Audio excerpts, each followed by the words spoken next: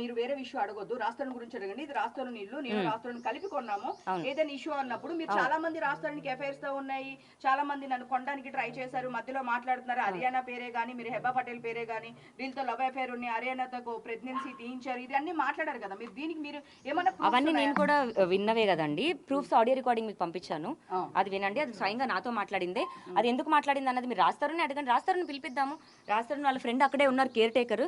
రాస్తారని ఎక్కడున్నారు అన్నారో మీతో పాటు నేను అడగాల్సిన ఆన్సర్స్ ఉన్నాయి. వెళ్దాం పదండి, అక్కడికి వెళ్దాం. అంటే ఇప్పుడు మీరు స్టేషన్ కి ఎవరి మీద కంప్లైంట్ ఇవ్వడానికి వెళ్తున్నారు? అంటే నిన్న మీరు ఒక అదేంటి రోడ్ పక్కన ఉండే వాళ్ళని తీసుకొచ్చి నా మీద ప్రైవేట్ ప్లేస్ లో కూడా నా మీద ఇది చేశారు అని చెప్పేసి మీరు నిన్న అంతా నైట్ 11 o'clock వరకు మేము ఇక్కడే ఉన్నాం, అదే చెప్పడం జరిగింది. 11 వరకు కూడా ఈవెన్ రాత్రుల పేరెంట్స్ ని ఈవెన్ వాష్రూమ్ కూడా అలౌ చేయని మీరు నైట్ ఏం జరిగింది అందరూ మీడియా వెళ్ళిపోయిన తర్వాత వాళ్ళ లోపలికి తీసుకెళ్లాల్సిన అవసరం అంటే సోషలిస్టులు వచ్చి మాట్లాడారు, ఎవరు వచ్చి మాట్లాడి మీ మధ్య ఏం రాజీ కుదిరింది?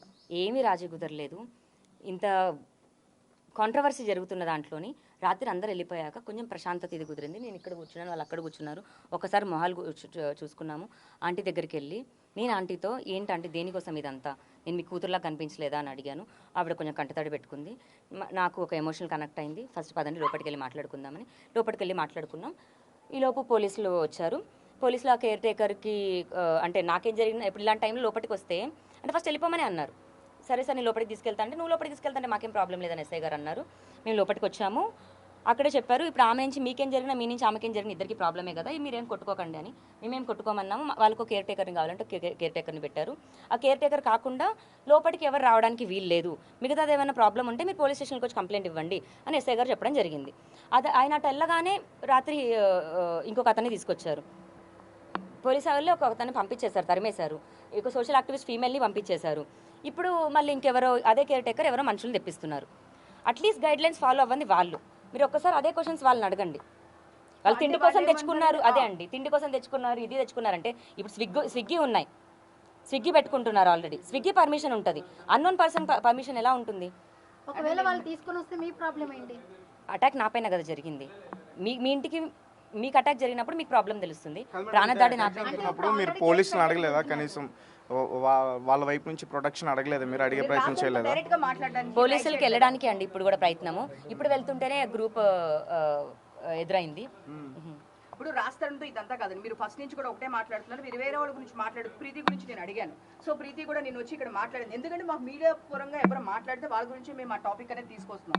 తను వచ్చేసి ప్రీతి వచ్చి ఇక్కడ మాట్లాడు. ఒక నిమిషం ఆగండి, నాకు నిజంగా పనులకి వెళ్ళాలి. మీరు ప్రీతి గురించి మాట్లాడుంటే ప్రీతిని పిలిచి ఆవిడ ఇంటర్వ్యూ తీసుకొని ప్రీతి గురించి మాట్లాడుకోండి. లేదు వీళ్ళందరూ వచ్చి ఇక్కడ ఎందుకు ఇష్యూ? ఇప్పుడు మీ ఇద్దరు మధ్య మీరు ఎన్నిసార్లు ప్రీతి గురించి అడుగుతున్నారు? మీరు దగ్గర ప్రీతి దగ్గర అమరిపోయారా? మీరు అడిగితే మీరు ఎలా ఉంటుంది, మీకు ఎలా ఉంటుంది? ఎక్కడ ప్లేస్ లో ఉంది? ఎందుకు నేను పిలిచానా?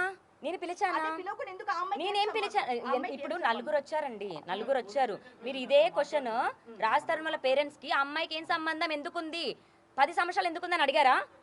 సంబంధం లేని ఒక ప్రీతి వచ్చి అడుగుతుంటే నన్ను అడుగుతున్నారు మీరు. రాస్తారు పేరెంట్స్ పిలిచి అడగండి. మరి ఏం అడుగుతున్నారు? ప్లీజ్ అండి, మనకి నేను మీకు ఆల్రెడీ చాలా మంచిగా చెప్పాను.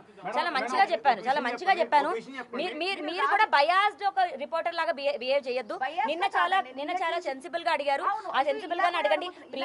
ప్రీతి ఎందుకు అడిగింది అంటే మీరు కూడా ప్రీతిలా బిహేవ్ చేస్తున్నారు. Side please. ఫోన్ చేయండి, నంబర్ చెప్తాను, ఫోన్ చేయండి. నా పేరు మీదే ఉందండి.